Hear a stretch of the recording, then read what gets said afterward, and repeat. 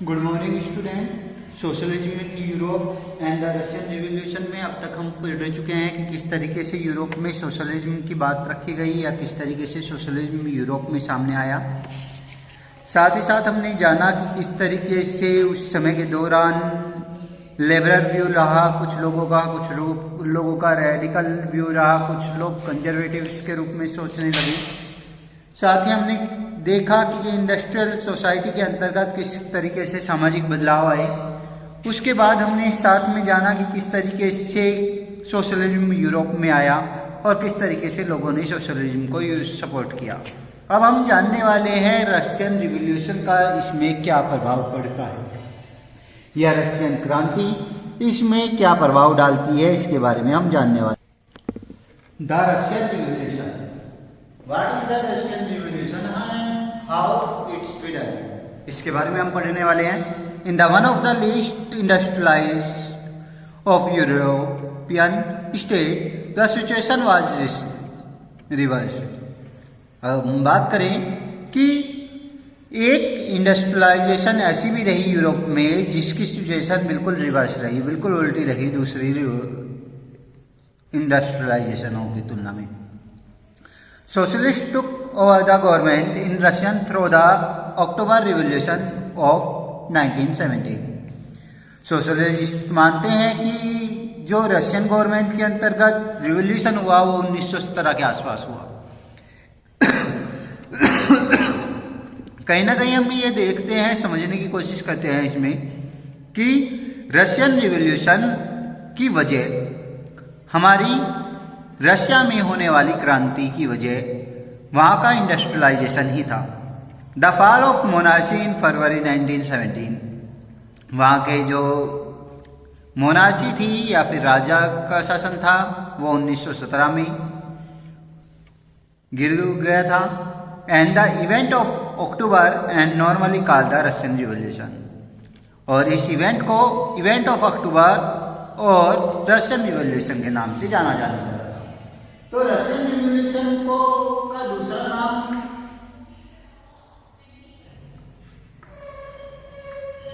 अक्टूबर event के रूप में जाना जाता है। Any problem? कुछ किताबों में अक्टूबर इवेंट के नाम से रशियन रिवॉल्यूशन को जाना जाता है।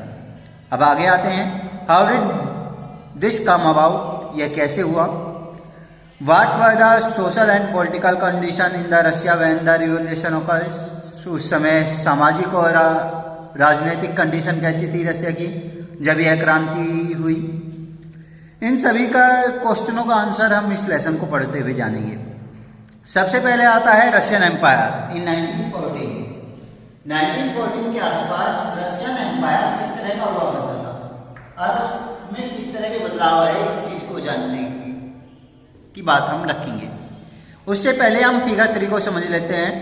टार निकोलस सेकंड की फिगर है, पिक्चर है, जो व्हाइट हॉल में खड़े हुए हैं विंटर पैलेस के अंतर्गत सेंट पीटर्सबर्ग में 1900 में बनी हुई यह पेंटिंग है।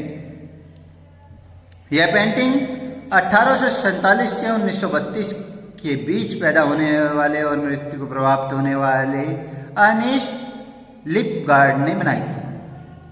1914 के आसपास टार्स निकोलस सेकंड का शासन था रशिया पर, वे वहाँ के एम्पायर हुआ करते थे।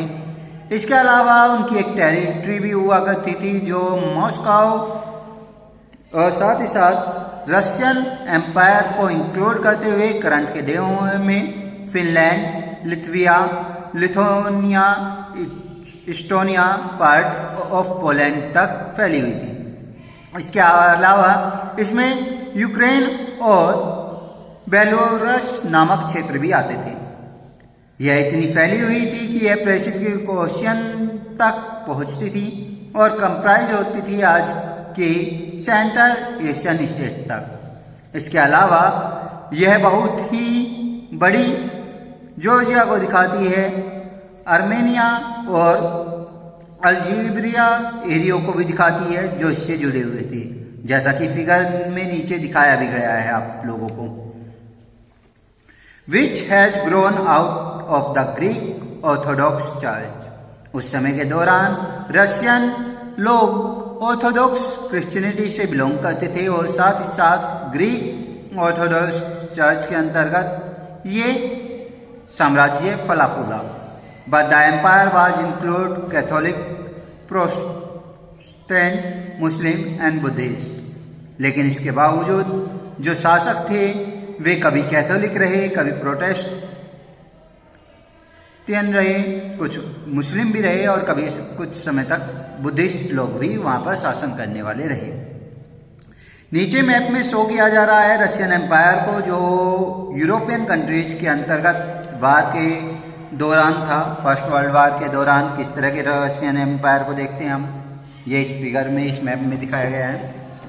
इकोनॉमी एंड सोसाइटी, आइए जानते हैं कि वहाँ की आर्थिक व्यवस्था और समाज कैसा था।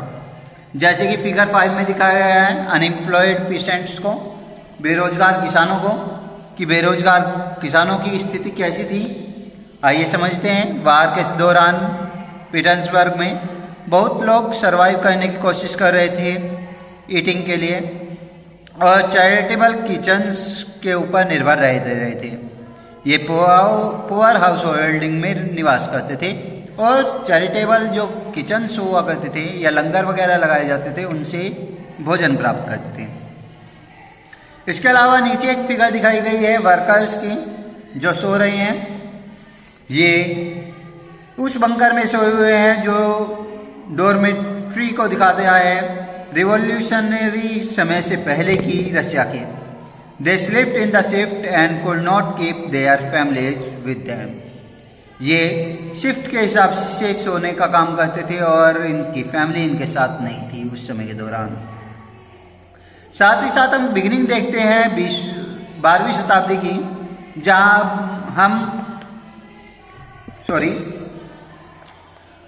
Eight the beginning of the 20th century हम शुरुआत देखते हैं 20वीं शताब्दी की, जिसके अंतर्गत बहुत ज़्यादा मेच्योरिटी देखने को मिलती है रशियन पीपल की जो एग्रीकल्चर से जुड़े हुए थे। लगभग 85% रशियन एम्पायर की पॉपुलेशन अपनी जीविका एग्रीकल्चर से ही प्राप्त करती थी। ऐसी स्थिति में हम एक पोर्शन को देखते हैं जो बहुत ही बड़ा पोर्शन था यूरोपियन कंट्रीज के अंतर्गत।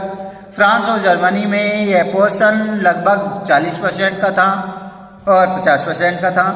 इसके अलावा एम्पायर के अंतर्गत हम कल्टीवेटर्स को देखते हैं जो प्रोड्यूस करते हैं मार्केट के लिए विभिन्न प्रकार के सामानों को जो रशिया में ज़रूरत के लिए आता था। यह एक्सपोर्ट किया जाता था ग्रेन को, अनाज को। इसके अलावा हम इंडस्ट्री के अंतर्गत प्राप्त करते हैं उस पॉकेट्स को जो सबसे मुख्य इंडस्ट्रियलाइजेशन के एरिया को दिखाती है, सेंट पीटर्सबर्ग के और मॉस्को के। ऐसे शिल्पकारों को देखते हैं, क्राफ्टमैन्स को देखते हैं जो अंडरटुक रहे इसके और प्रोडक्शन करते रहे। एक लार्ज फैक्ट्री को देखते हैं इस समय के दौरान जो क्राफ्ट वर्कशॉप के रूप में थी। इसके अलावा और भी बहुत सारी फैक्ट्रियां रही हैं इस इकोनॉमिक सोसाइटी को डेवलप करने के लिए। ये इकोनॉमी और सोसाइटी को बिल्डअप कर रही थी कि किस तरह की इकोनॉमी रही है और किस तरह का किस समाज रहा है उसमें। साथ ही फॉरेन इन्वेस्टमेंट के रूप में इंडस्ट्रियल कैसे इंक्रीज करती जा रही थी, इंक्रीजाइजेशन हो रहा था इंडस्ट्रियों में, ये भी देखने को मिलता है। कोयल प्रोडक्शन लगभग डबल हो चुका था इस समय के दौरान और आयरन और स्टील आउटपुट्स के रूप में लोगों तक पहुंच रही थी। सीधी सी बात है, आयरन स्टील का निर्माण करने के लिए जैसा कि हम जानते हैं कि उस समय के दौरान चारकोल का इस्तेमाल किया जाता था। चारकोल कैसे प्राप्त होता था? टिम्बर नाम की लकड़ी से या टिम्बर से प्राप्त होता था। अब चारकोल उस वक्त के दौरान इतनी अच्छी टेक्निक ना होने के लिए 1 टन लोहा तैयार करने के लिए लगभग 8 टन लग जाया करता था। अब ऐसी स्थिति में ज़्यादा से ज़्यादा वर्करों की ज़रूरत थी ताकि वे वनों को काट सके और उन चीज़ों को पहुंचा सके। तो इस चीज़ों को यहाँ पर देखने को मिलता है। ये सब चीज़ें यहाँ पर एक बिल्डिंग चीज़ को ट्रांसफॉर्म करने की कोशिश करती हैं, बनाने की कोशिश करती है, मेकिंग करने की कोशिश करती हैं। साथ ही साथ 1900 के आसपास हम ऐसे एरियो को देखते हैं जो फैक्ट्री वर्कर के रूप में, क्राफ्टमैन के रूप में सामने आए और जो लगभग समान नंबरों में थे। ऐसी इंडस्ट्रियाँ जो प्राइवेट प्रॉपर्टी के रूप में इंडस्ट्रियलिस्ट द्वारा चलाई जा रही थी, ये देखने को मिली। एक तरीके से हम कह सकते हैं कैपिटलिज्म देखने को मिला, पूंजीवादी लोगों का डोमेन देखने को मिला कि वे किस तरीके से इंडस्ट्री बना रहे थे, नीचे के तबके के लोगों के साथ बुरा व्यवहार कर रहे थे या उन्हें अरेस्ट कर रहे थे। इसके अलावा हम गवर्नमेंट के रूप में सुपरविजन देखते हैं एक लार्ज फैक्ट्रीज का, जो इंश्योर कर रही थी मिनिमम वेजेज और लिमिटेड हावर ऑफ वर्क को, क्योंकि कहीं ना कहीं लोग चाहते थे कि उनका एक लिमिटेड टाइम हो काम करने का और उन्हें कम से कम मिनिमम सैलरी तो मिलनी चाहिए, तो गवर्नमेंट इसके लिए वर्क कर रही थी। तो ये चीज़ें दिखाती हैं कि यूरोप में रशिया के अंतर्गत जब इंडस्ट्रियलाइजेशन हो रहा था तो साथ साथ वह इंडस्ट्रियलाइजेशन, वह औद्योगिक क्रांति वहाँ के रिवॉल्यूशन की भी वजह भी बनी थी, या रशियन रिवॉल्यूशन रशियन क्रांति की भी वजह भी बनी थी। साथ ही साथ हम देखते हैं कि इस फैक्ट्री के अंतर्गत जो इंस्पेक्टर होते थे वे किस तरीके से रूल्स पर काम करते थे, और टूटने पर उनके साथ किस तरह का व्यवहार किया जा सकता था। साथ ही हम क्राफ्ट यूनिट शिल्पकारों को देखते हैं स्मॉल वर्कशॉप के अंतर्गत, जो वर्किंग डे के दौरान काम करते थे। लगभग 15 घंटे इन्हें काम करना होता था 10 से 12 घंटे की तुलना में फैक्ट्री की, और उस तरीके से वे किस तरीके से अकोमोडेशन प्राप्त करते थे, किस तरीके से अलग अलग रूमों में उन्हें रहना पड़ता था, डॉर्मेटरीज के अंतर्गत उन्हें रहना पड़ता था, जैसा कि हमने फिगर 5 और फिगर 6 में पढ़ा भी है। तो ये सब चीज़ें देखने को मिलती थी। इसके अलावा वर्कर्स वर ए डिवाइड सोशल ग्रुप, वर्कर उस समय के दौरान अलग अलग सोशल डिवाइड ग्रुप्स रखते थे। Some had strong link with the village from which they came, कुछ एक अच्छा स्ट्रॉन्ग लिंक रखते थे उन गाँवों से जो जहाँ से वे आए हैं। इसके अलावा हम एक सेटल्ड सिटीज़ के रूप में परमानेंट रूप से सेटल्ड होने वाले लोगों को या माइग्रेट करके यहाँ पर आने वाले लोगों को देखते हैं। ये लोग यहाँ पर आके हो रहे थे क्योंकि कहीं ना कहीं एग्रीकल्चर में हम पहले ही पढ़ चुके हैं कि लगभग 90% या 80%, 85% लोग लगे हुए थे रशिया के, और एग्रीकल्चर के अंतर्गत हम पहले ही पढ़ चुके हैं कि एग्रीकल्चर एक फिक्स प्रोडक्शन दे सकता है। अब ऐसी स्थिति में सबकी जीविका वहाँ से नहीं चल पा रही थी। इसके अलावा विभिन्न प्रकार के अकाल पड़ना, सूखा पड़ना, बाढ़ की समस्या होना, ये भी एक बड़ी वजह रही है कहीं ना कहीं कि वे लोग माइग्रेट करके शहरों में आ रहे थे काम की तलाश में और वहाँ पर निवास करने लगे थे। आइए जानते हैं, अपने टॉपिक पर आते हैं फिर से। Work were divided by skill. उस समय के दौरान स्किल के आधार पर लोगों को वर्क दिया जा रहा था। मेटल वर्क सेंट पीटर्सबर्ग के रिकॉल किया जाता था मेटल वर्कर के रूप में, जो जिन्हें कंसिडर्ड किया जाता था एक क्राफ्ट के रूप में या एक आर्टिस्ट के रूप में। ये शिल्पकार फेमस वर्कर के रूप में सामने आते थे। इसके अलावा ऑक्यूपेशन की डिमांड के आधार पर ट्रेनिंग और स्किल उनमें बदली जाती थी। महिलाएं लगभग 31% तक फैक्ट्री लेबर के रूप में फोर्सफुली कार्य करती थी 1914 तक। इनका पेमेंट लेस हुआ करता था मैन की तुलना में, लेकिन आधी और क्वार्टर वेजेज शायद इनका 3¼ वेजेज इनका हुआ करता था मैंस की तुलना में। इसके अलावा हम डिवीज़न देखते हैं उन वर्करों की जो दिखाती है कि किस तरीके से ये अलग अलग ड्रेस में रहते थे, मैनर्स के अंतर्गत काम करते थे, किस तरीके से ये वर्कर फॉर्म करते थे एक एसोसिएशन को जिसकी मदद से ये बेरोजगारी की समस्या से जूझते थे, और फाइनेंशियल हार्डशिप के अंतर्गत आर्टिस्टोक्रेशन के अंतर्गत वर्क करते थे। Deplete division workers did unite the strict work stop work when they disagree with employers about dismissible and work conditions. धीरे धीरे यह चीज़ें बढ़ती गई और पूंजीवादी लोगों या फिर पैसे वाले लोगों द्वारा इनका शोषण किया जाने लगा, जिसके कारण ये लोग अपने तरीके से काम करने की चाह में उनसे विद्रोह करने की मांग रखने लगे। और यही चीज़ उस समय के दौरान उनके वर्किंग कंडीशनों को सुधारने की मांग के रूप में सामने आई, जिसमें इन्होंने स्ट्राइक कर दिया। स्ट्राइक करते हुए इन्होंने कहा कि वे काम नहीं करेंगे, और फ्रिक्वेंटली ये चीज़ें चलती रही टेक्सटाइल इंडस्ट्री में उस समय के दौरान 1896 से 97 के बीच ये देखने को मिलता है। और इस तरीके से मेटल इंडस्ट्री में 1902 के आसपास देखने को मिलता है। जो एक बड़ी वजह रहा कि रशियन रिवॉल्यूशन हुआ या रशियन क्रांति हुई, लोगों ने अपनी बातें सामने रखनी शुरू कर दी कि भाई हम तो अच्छे कामों वेजेस पर वर्क करेंगे। ऐसी स्थिति को देखते हुए उनकी कंडीशनों को सुधार किया गया या उनकी कंडीशनों में सुधार आया, जो रशियन रिवॉल्यूशन के रूप में हमारे सामने आता है, जो सोशलिज्म रशिया के रूप में भी हमारे सामने आने वाला है।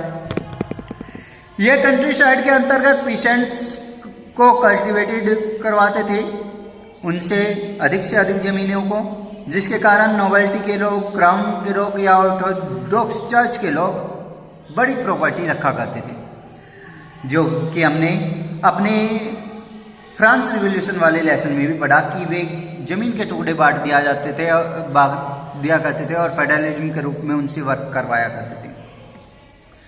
तो ऐसी स्थिति में हम देखते हैं कि उनकी कंडीशनें ज़्यादा नहीं बदली थी, जिसके कारण वे धार्मिक रूप से भी उनसे जुड़े हुए थे, जो मुख्य केसेस के रूप में आते हैं उनके सामने, और वे किसी भी प्रकार से रेस्पेक्ट नहीं करते थे इन नोबल लोगों की। नोबल्स को there powers and positions, nobles अपनी पावर और पोजीशन के मध्य में रहते थे और सर्विस प्रदान करते थे। तासार के अंतर्गत तासार को, जो वहाँ के लीडर थे, वह लोकल पॉपुलैरिटी के रूप में सबके सामने नहीं थे। इसके अलावा हम फ्रांस के अंतर्गत देखते हैं, जिस तरीके से फ्रांस रिवॉल्यूशन में ब्रिटेन को देखते हैं, पीसेंट्स की कंडीशन को देखते हैं, नोबल्स की कंडीशंस को देखते हैं, उसी तरीके से रशिया में पीसेंट्स की कंडीशन अब ये हो गई थी कि वे पूरी तरीके से नोबलों से अपने आप को आज़ाद चाहते थे और फ्रिक्वेंटली रूप से वे पेमेंट या रेंट पे करने से मना कर रहे थे, एक तरीके से लगान देने से मना करने लगे थे, जिसके कारण उन्होंने बहुत सारे लैंड लॉर्डर्स को मार भी दिया था। 1902 के आसपास हम देखते हैं लार्ज स्केल के अंतर्गत साउथ रशिया में, और 1905 के आसपास हम इस तरह के इंसिडेंटों को देखते हैं रशिया के बाहर भी। तो रशिया के पीसेंट्स या किसान इसी तरीके से यूरोपियन पीसेंट्स से जुड़ने लगे थे अलग अलग तरीकों से, और ये एक दूसरे को पीरियडिक रूप से लेते हुए, चलते हुए, कम्यून करते हुए डिवाइड कर रहे थे एक दूसरे को, और इंडिविजुअल रूप से अपनी फैमिली से जुड़ते जाने की कोशिश कर रहे थे। उन्हें ज़रूरतें पड़ने लगी थी। आइए जानते हैं सोशलिज्म इन यूरोप कैसे वर्क करने लगा था उस समय के साथ। जैसे कि हम जान चुके हैं या समझ चुके हैं कि रशियन रिवॉल्यूशन के कारण या रशिया में होने वाली क्रांति के कारण, इंडस्ट्रियलाइजेशन के कारण नीचे तबके के लोग परेशान होने लगे थे, जिनके कारण वे अपनी बातों को रखने लगे थे, जिसके कारण सामाजिकता का निर्माण रशिया में देखने को मिलता है। यही सब हम इस टॉपिक में पढ़ने वाले हैं। इसमें बताया जा रहा है कि all the political parties were legal in the Russian before 1914 के आसपास पॉलिटिकल पार्टीज बहुत सारी लीगल थी रशिया में, और ये रशिया के अंतर्गत सोशल डेमोक्रेटिक वर्कर के रूप में, पार्टीज के रूप में सामने आती थी। 1879 के आसपास सोशलिस्ट के रूप में, मैक्स के आइडिया के रूप में ये को दिखाती हैं कार्ल मार्क्स के। Because the government policy it has the operate as a legal organisation, और इस तरीके से हम देखते हैं कि ये गवर्नमेंट के अंतर्गत किस तरीके से एक इलीगल ऑर्गेनाइजेशन को दिखाती है। इसके अलावा यह सेटअप की जाने लगी थी न्यूज़पेपर द्वारा, मोबिलाइज की जाने लगी थी वर्करों द्वारा, लोगों तक इन स्ट्राइकों के बारे में पता लगने लगा था, पहुंचाया जाने लगा था, ताकि वे लोग रशियन रिवॉल्यूशन का कारण बने या फिर रशियन रिवॉल्यूशन में भाग लें और साथ ही साथ सोशलिज्म रशिया का कारण बने। इसके अलावा रशियन सोशलिस्टों के अंतर्गत हम देखने को मिलता है कि रशियन पीसेंट कस्टम के अंतर्गत किस तरीके से डिवाइड होने लगे थे, लैंड को किस तरीके से पीरियडिक रूप से चेंज किया जा रहा था, और किस तरीके से नेचुरल सोशलिस्ट यहाँ पर देखने को मिले। साथ ही इन किसानों द्वारा किस तरीके से या फिर वर्करों द्वारा किस तरीके से वर्क किया गया, कि कौन सा मेन फोर्स रहा रिवॉल्यूशन में। रशिया के अंतर्गत हम देखते हैं कि कैसे इन्होंने सोशलिस्ट की बातों को समझा, किस तरीके से दूसरी कंट्रियों को इसमें मर्ज करने की कोशिश की गई। इसके अलावा सोशलिस्टों के अंतर्गत हम कंट्री साइड के अंतर्गत देखते हैं कि 19वीं शताब्दी के आसपास ये कैसे बदले। They form the socialist revolutionary party इन 1900। और इस तरीके से हम देखते हैं कि यूरोपियन समाज में होने वाली सोशलिज्म की मांग ने किस तरीके से 1900 के आसपास सोशलिस्ट रिवोल्यूशनरी पार्टी को जन्म दिया। This party struggle for the pheasant.